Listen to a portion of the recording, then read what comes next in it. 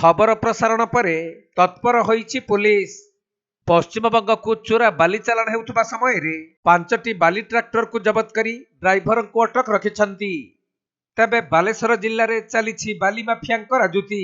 Tractor और dumper रे व्यापक भावे दिन राति पश्चिमबंग को चालाण हेउछि चोरा बाली।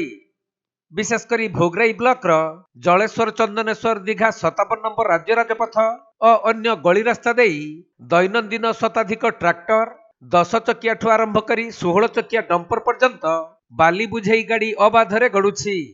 आउ माफिया माने सही बाली गाड़ी को पश्चिमबंग को चोरा रे चालाण करी मालेमाल हेउछंती।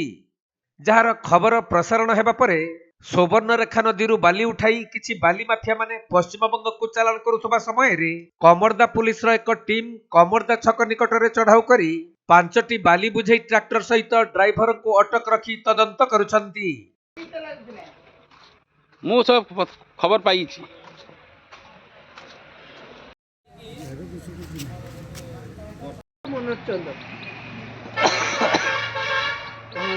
ना आज हम काली हो पार्लानी।